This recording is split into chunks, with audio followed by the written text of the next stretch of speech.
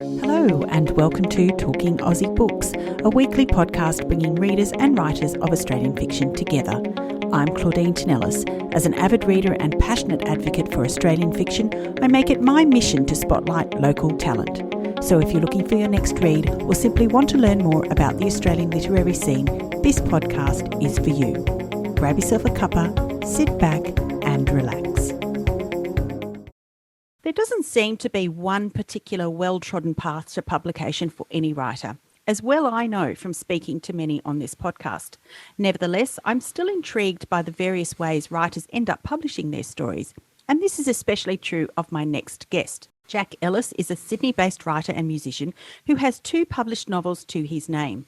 Jack studied classical composition at the Sydney Conservatorium of Music and the Royal Conservatorium in The Hague. If that wasn't interesting enough, Jack later went on to study dispute resolution and law and then became a family mediator. In 2014, his first novel, The Best Feeling of All, was published, and his latest, Home and Other Hiding Places, was released earlier this year by Ultimo Press.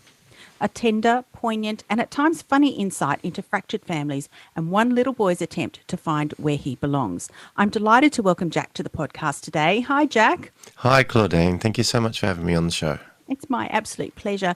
Congratulations on the release of Home and Other Hiding Places. It's been a long time between drinks, hasn't it?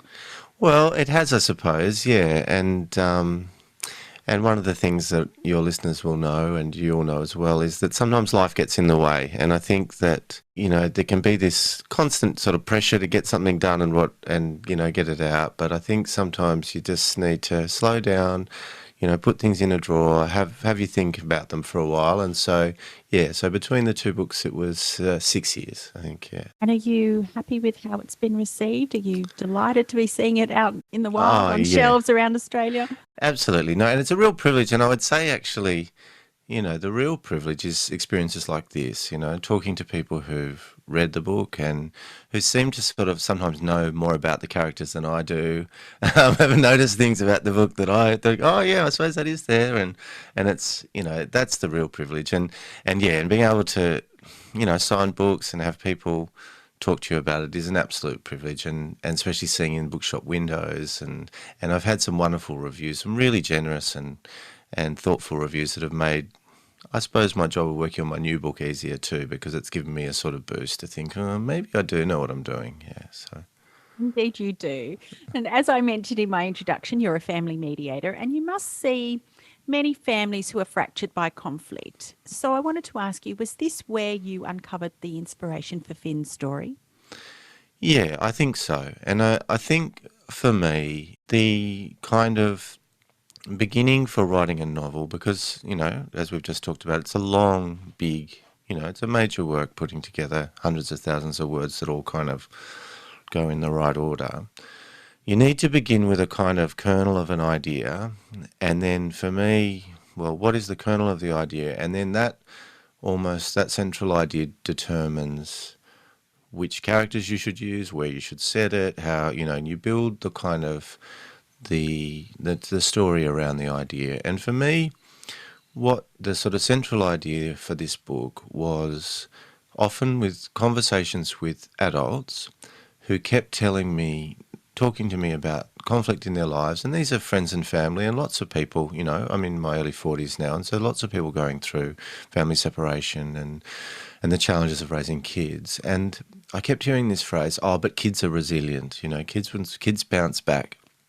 And it was almost always in the context of them telling me that they weren't coping, and the reason they're not coping is because of their experiences as kids. So I kept hearing this sort of contradiction about how kids are meant to be somehow more resilient. And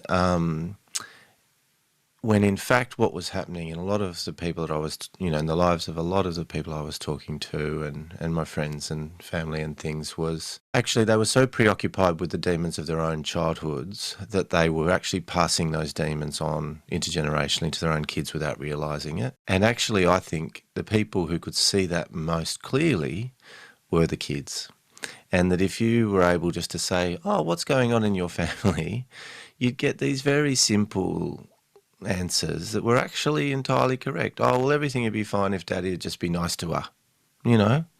this type of thing. I mean, I'm going perhaps a little into depth about this, but, you'd have kids sometimes drawing pictures and things of their dreams of their family. And quite often it was just mummy and daddy looking at each other, mummy and daddy nodding when they speak. And so I wanted to kind of, in a way, explore this myth that kids are somehow more resilient than adults, because that seemed to be this thing, the idea that despite all the experience that we've had, despite the kind of maturity that adults are supposed to have, that somehow kids were better equipped to deal with conflict than adults were, and that they would bounce back. And so that's why I wanted to tell the story from the perspective of a kid whose, I hope this comes through in the book, whose parents are doing the best they can. I didn't want to write a judgmental story about how everybody's doing everything wrong, but how even when you're doing the best you can, sometimes, what's going on for the kids gets lost down a list of kind of higher priorities. That was the idea for the book, and definitely my experiences of working with families in conflict and just talking to friends and things going through it was where it started. And then I tried to think, well, how would I shape a narrative around that idea? Okay, so for those who haven't been as lucky as I have and haven't read this book yet, can you tell us a little bit more about the story? Yeah, sure. So the central character is a 8-year-old boy named Finn. And he and his mum live in a sort of isolated rural property on the north coast, or sort of northern rivers of New South Wales. The book begins when they come down to spend Christmas in Sydney with his grandma and his great stepmother as well, who lives in the house. And it's set on the north shore of Sydney, and although the suburb's not named, it's kind of that sort of East Killara sort of region where the waterway leads down through the Roseville Bridge and then in towards the harbour.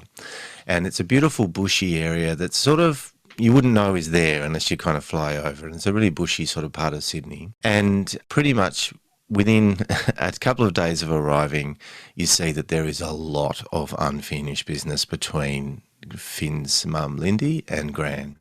And this tension starts to sort of really boil over. And it becomes, as so often conflict does, the preoccupation in the household. So nobody is really watching what Finn's up to. And he meets a little boy next door named Rory. And one of the themes of the book is that Lindy's mental health is fairly fragile, and as a result of him being the son of the weird lady, for want of a better word, up in the Northern Rivers, the other families have always kind of kept their kids away, and so he's never really been able to have a proper friend. And so he meets Rory, who's living next door with his grandfather, and suddenly he finds that, and I think he describes it as that runny sunlight feeling in his blood of love, and he sort of falls in love with Rory. And very much the story begins, and the arc of the story is set up with a sort of almost love story between him and Rory and the adventures that they have because they're not being supervised, and really the family sort of is crumbling while they're sort of down in the bush. I want to talk a little bit more a bit later about Finn and Rory's friendship. And I loved Finn so much, but I almost loved Rory as much. Yeah, thank you. What a character he was, and what a beautiful friendship they had. But for now, I wanted to say that for an 8-year-old boy, I felt that Finn had the weight of the world on his shoulders. Lindy, his mother, as you said, had some serious mental health issues, and he had an absent father, and relations between his grandmother, Antonella, and mum, Lindy, were very strained. So obviously, we've already touched on the fact that you are working as a family mediator, but I wanted to ask you, is that something that you see a lot in your work, and did you find it difficult to imbue Finn with these traits? Well, I think that one of the things that I've learnt from the work that I do, but also, again, just, being around kids and other families, is that between that age of sort of about 7 to 11, there's a sort of tipping point that occurs, which is that younger kids, say, 4 and 5-year-old kids, they effectively see the world through the prism of the family, and the way the family does things is just the way the world is. But around about that sort of 8, 9, 10 age, you start to go, actually, maybe, my parents don't know everything, and maybe they're not really coping, and maybe that's not what everybody does.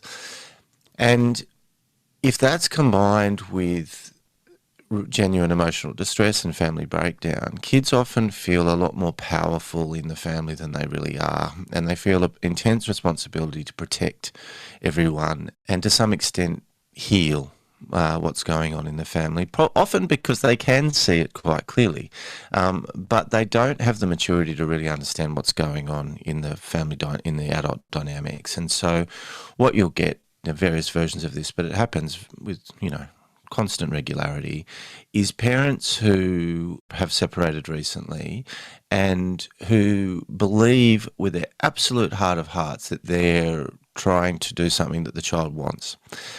But it's because the child is telling each parent different things.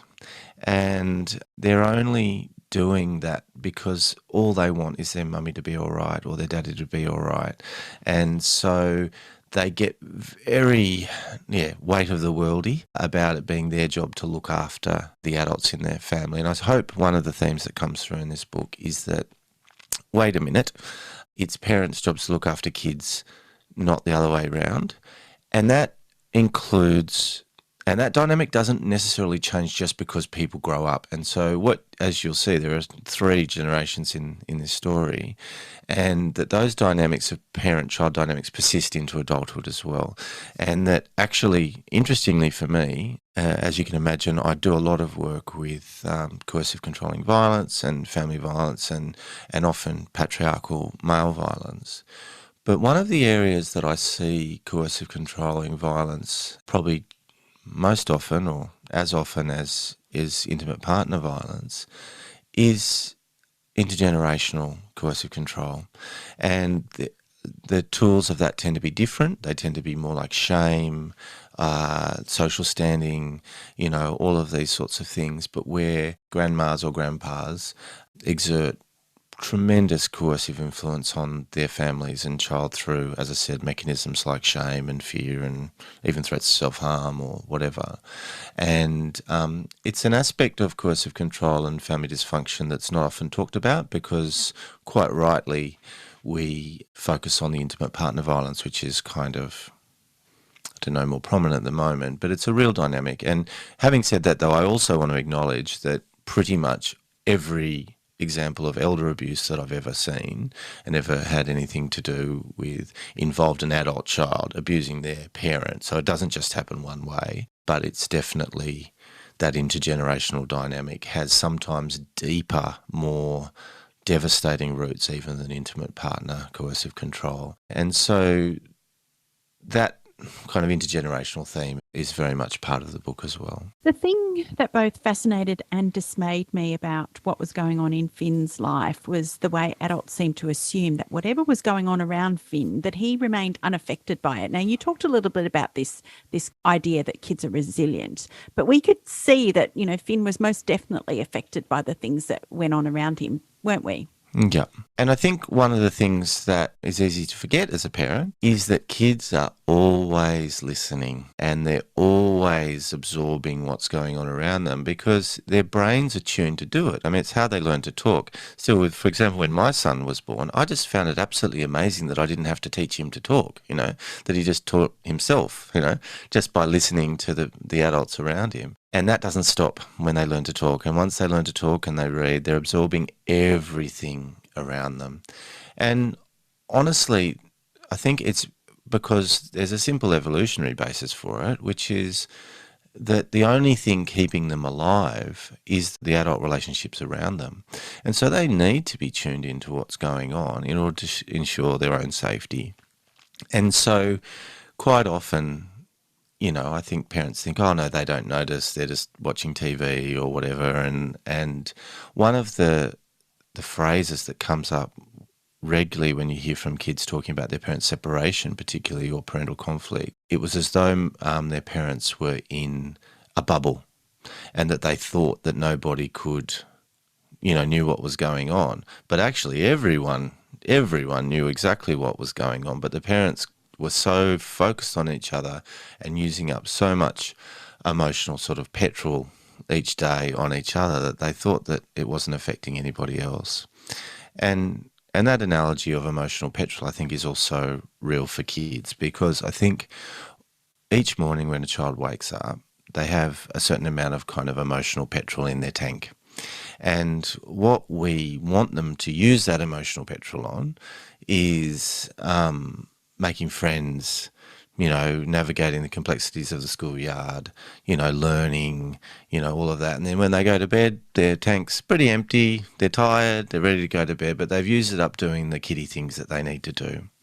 But the truth is, for a lot of kids, that by the time they even get to school, they've already used up a lot of their emotional petrol on worrying about mummy or worrying about daddy or worrying about what's going on and just dealing with the sadness or loneliness or anger or whatever in the house. And so by the time they even get to doing the jobs they're meant to be doing, their emotional petrol tanks are almost empty. And so one of the messages I hope that comes through in this book, and one of the things that has been lovely, and that's a lot of readers have said to me, the first thing I did when I finished this book was I ran out and I gave my son a giant hug, because I think we can forget, that especially with screens and stuff, you can kind of think, oh no, they're tuned into something else, but they see it and their emotional petrol is being used up on it. Yeah. But one of the other things too, and hopefully this was true for you, is that I wanted to deal with big topics, but people can only engage with big topics if they keep turning the pages, So it's, as far as I'm concerned, it's an adventure story, but it's an adventure story that is set in the context of the real family dysfunction that goes on around us everywhere. So beautifully said. I love that analogy of emotional petrol. Mm-hmm. And I'll have to think about that Okay. a little bit more, and I will be giving my daughter a big hug Great. after this interview. In many ways, Finn was an unreliable narrator because what he saw wasn't necessarily the truth of what was going on around him, right? I mean, I couldn't help but think that if someone just sat him down and answered his questions or gave a thought to how he might be feeling, that he might not have drawn some of his own more sinister conclusions about what was going on around him, right? Yes. And look, I hope, and that's why I regard it too as an adult book, even though, and I think that's a particular narrative challenge, is to engage an adult reader through a central child character. But what I wanted was for the reader to think, well, I totally get why he has come to that interpretation, and there are these words like poison and things that are used and stuff that he takes a bit more literally than he should. So you can totally logically see how an 8-year-old mind would just take those things literally and put 2 and 2 together and reach the conclusions that he does. However, at the same time, we as adult readers know that that's not really what's happening. And so, again, I suppose it's that thing of a little boy feeling that he is more powerful and more responsible in a family than he is, but just knitting together his own narrative of what's going on because his parents are not providing a cogent and clear narrative of their own that he can understand. I mean, he did get up to some hilarious hijinks.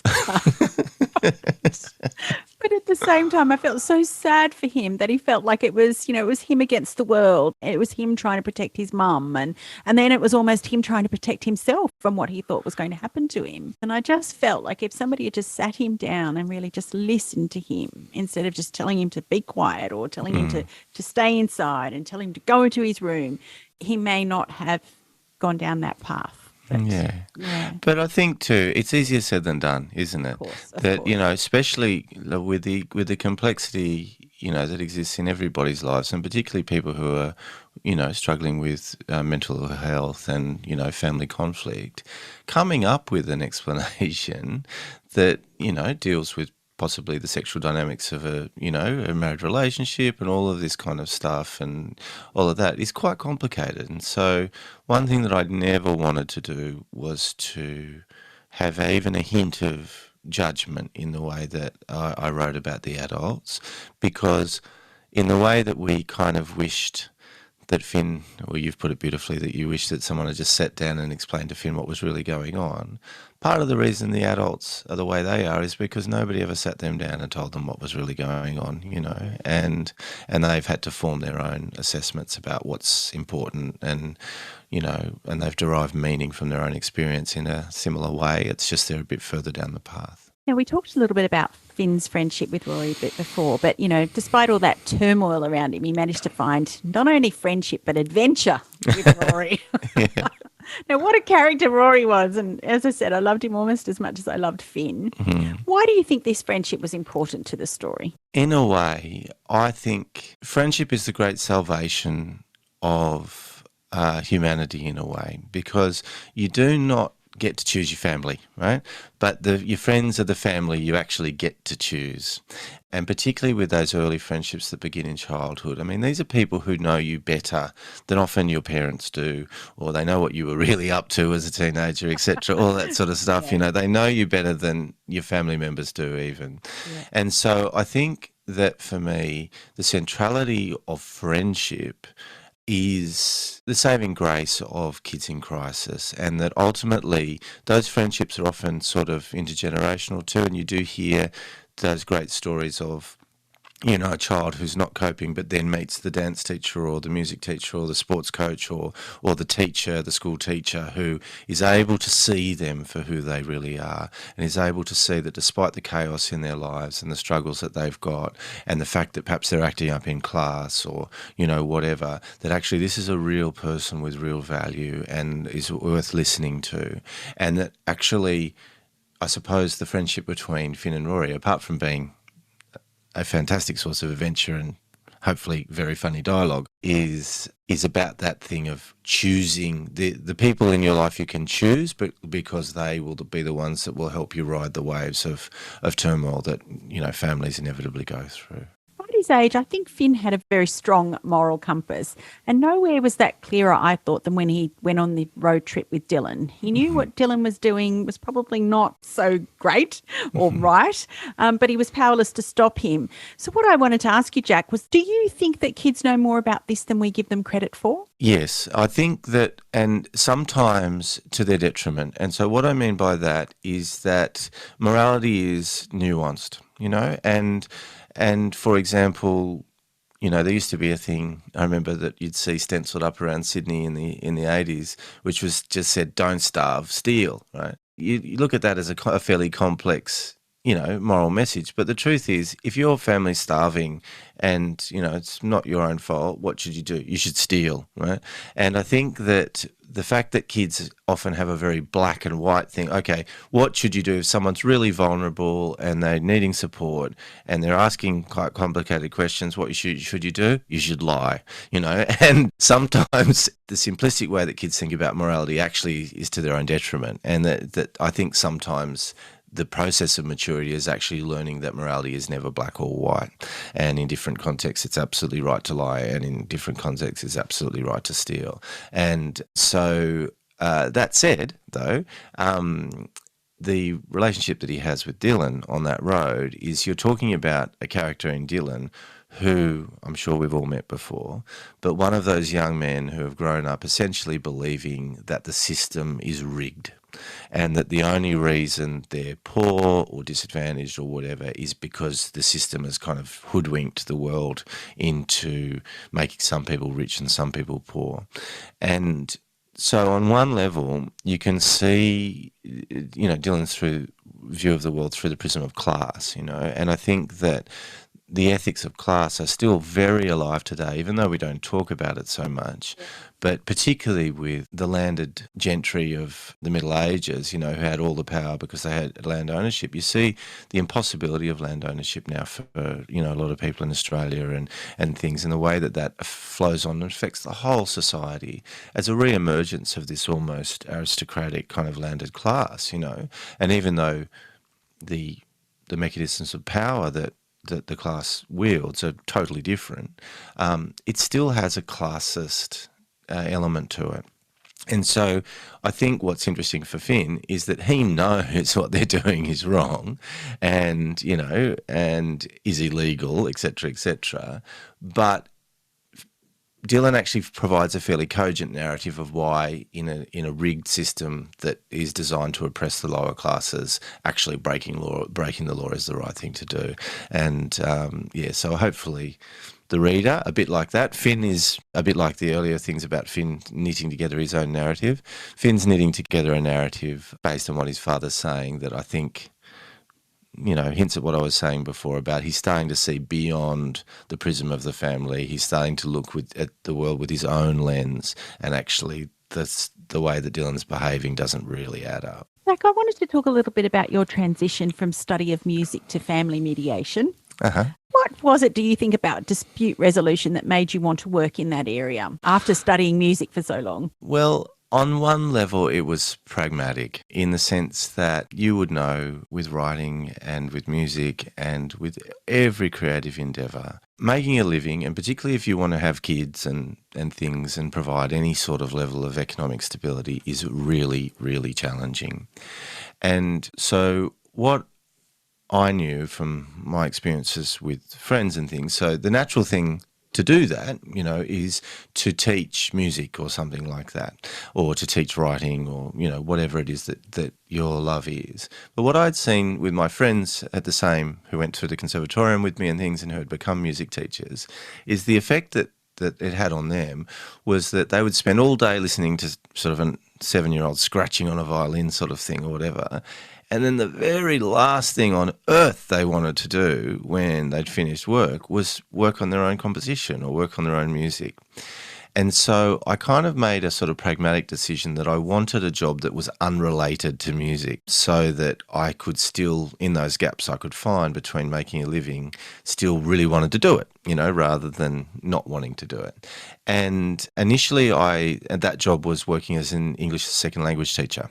And so I worked for a few years as a second language teacher, which was a really great experience. I was teaching adults entirely, and they were often very interesting people. You'd sort of get these, Hungarian psychiatrists who'd come to learn English and things, and so you'd have these really interesting high-level conversations. But I kind of, within a couple of years, I'd sort of reached the top of that, in the sense that I was never going to be able to progress any further in that career. And so I started looking around for something else that I could do part-time, so I could continue to do music and by this stage writing too. And there was this emerging field of mediation, and there'd been an amendment to the Family Law Act in 2006 which meant mediation was compulsory before you could go to court. And there was a trend worldwide towards dispute resolution mediation rather than litigation, because it's often so destructive and so expensive. And so I pretty much just enrolled in the course. And then once I'd done that, I did the mediation course first, and then I did my law degree after that. And so it was a way of having an interesting, meaningful job that I sincerely believe helps people. And I think the more I've done it, has not only an immediate beneficial effect but also an intergenerational effect, that if you can settle down conflict within families, you help their kids' families and their kids' families and all of that to have a more functional, more civil way of interacting, but that wasn't music or writing, and that I could do as something different. So did you always want to be a writer? No, I always wanted to be a songwriter. Yeah, and so from the age of probably about 12 or 13, that was absolutely my first love. And I've written lots and lots of songs and had lots of bands, and and I'm classically trained, as you mentioned, and did my degree at the Con in Sydney and then in the Hague. There was a moment in my concert music career where I was living in the Hague. I was an interesting person from Australia who was getting some attention, and I had to kind of make a decision, basically, did I want a career in concert music or did I want to live in Australia? Because there's just not a sort of, except for, within universities, let's say, there's not really a concert music scene in Australia that can support a career by itself. And I wanted to come home. I love Australia, and my family are here and all of that. And so that meant at that point that I was making the decision essentially to be a sort of folk singer-songwriter, playing bands, that sort of thing, because there was work and an audience for that sort of music. By the same token, I was in my mid-20s and people are starting to have relationships, and even with the classical pieces, you need a lot of collaborators, and you'd be dealing with a crisis in their lives, you know, their relationships breaking down, what was going on, their challenges and that sort of thing. And you'd finally get a classical piece, you know, accepted by an ensemble, but they wouldn't have enough money to rehearse it properly, and all this sort of frustration of working with collaborators in, you know, who are in under-resourced environments. So after a while, I was like, oh, God, I just want something I can do by myself, you know. And so it was actually a direct response to my band at the time sort of breaking up, you know. It was like, okay, well, what am I going to do now? I've got all of this creative energy and I just want to do something where I don't have to rely on everybody else turning up on time and, you know, taking it as seriously as I do, sort of thing. And so I began, and at that point, so I'm sort of telling the story in a slightly wrong order, I was working as an English language teacher and I went travelling, and I ended up living in Phnom Penh in Cambodia. And it was largely because you could, at that time, and possibly still can, you could just buy a work visa at the local motorbike shop. There was this particular motorcycle shop in Phnom Penh that just sold work visas, and they were valid work visas that everyone just knew that you went to this, and it was called Lucky Lucky Motorbike Shop. And Very lucky indeed. Every single expat in Phnom Penh bought their visas at Lucky Lucky. And so it was practical because I didn't have to go through the rigmarole of getting a work visa and that sort of thing in another country. And so suddenly I was living in Phnom Penh in a really unusual, conflicted time. The Khmer Rouge trials were on. It was all this sort of thing. And that's when I wrote my first novel, which is actually unpublished and probably in retrospect was my sort of practice novel, which was a book called Mango Rain, which is set in Cambodia. I suddenly had this amazing power. I could write something and if they were misbehaving, I could kill them, or I could, you know, turn them into something else or change them into a donkey or whatever. And so you had this amazing sort of creative power to create these worlds, and I could do it by myself. And whether or not it was ever published, and in that case there was a lot of heartbreak that led to it never being published, but it existed, you know, and it was done. And then I had, you know, I met my wife Alice and we had a son, and the prospect of convening music rehearsals became more and more difficult. The idea of touring became more and more difficult. And so it was I could just sit somewhere and with a pen and paper, and I do write by longhand, and just keep writing until it was done. And that's how I became a writer. So, Jack, as you know, many writers listen to this podcast, and given your incredible experiences to date, I was wondering if you had any advice that you could offer to aspiring authors out there. I don't want any of this to sound glib, because it's just based on my experience. But when I hear writers talking about how hard it is, right, and what I don't mean is how hard it is to get published or to get an agent or whatever. I mean how hard it is to write, and that it's this painful experience. I think the reality is the only reason writing is hard, and I find it hard too, I'm not saying I find it easy, is because we're worried about what other people think.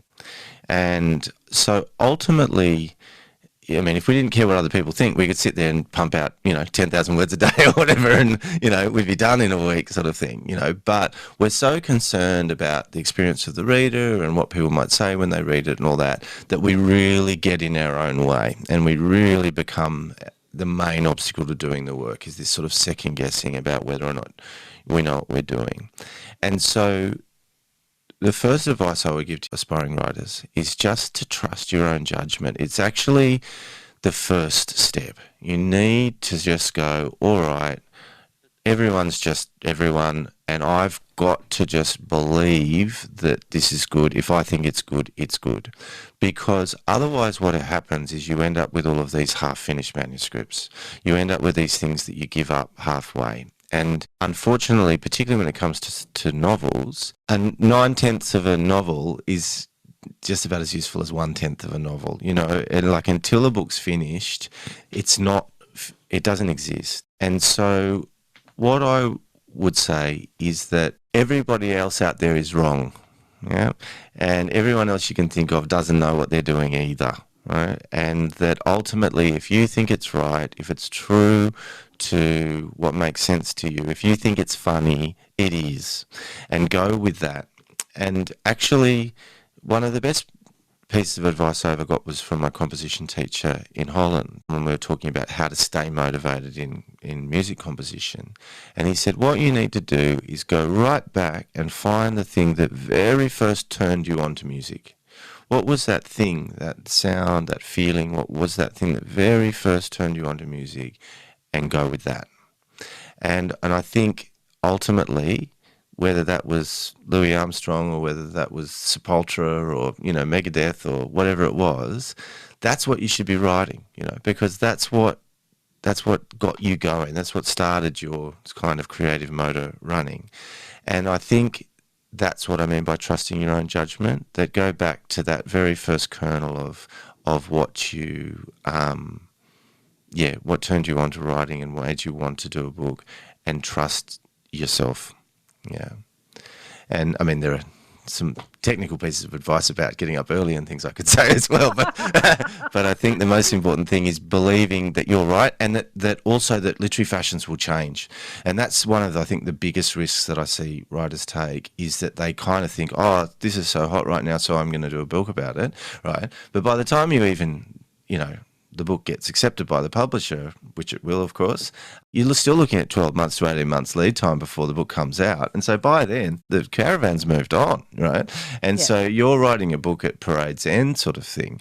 And it's sort of, so write what turns you on, first turned you on to writing, even if that seems out of fashion, even if that seems wrong or not like with the current zeitgeist, because probably by the time it's all finished and published, you'll probably be exactly where you should be. Yeah. Fantastic. Thank you so much for sharing that. That's really valuable. Jack, if there was one thing that you wanted readers to take away from this novel, what would it be? That life is an adventure, and that we create the world in our imaginations, and that as adults we've got a duty to children to make sure that we're the ones looking after them, not the other way around, and that ultimately the static of adulthood often gets in the way of the purity of vision that we had as kids. And I suppose it's a similar message to what I just said, that look for that thing that made you most happy about your family, about those things, and try to stay true to those original things, because life is an adventure that you create yourself. Jack, I loved Finn's story. Such a beautiful, brave, smart and funny boy who I am sure will delight readers. Thank you so very much for joining me on Talking Aussie Books today. Oh, thank you so much for having me on, Claudine. It's been a real pleasure. And I hope that readers enjoy my book, because as I said before, when you're talking about big topics like this, you want something that, where the pages keep turning, and I'm fingers crossed, it's a page-turning sort of pacey book that deals with some real-life experiences for Aussie families. That's a wrap, folks. If you enjoyed this podcast episode, please drop me a line via my webpage at claudinetinellis.com, via Instagram, Facebook or Twitter. Alternatively, consider leaving a review on Apple Podcasts, Spotify or Google Podcasts. Until next time, happy reading.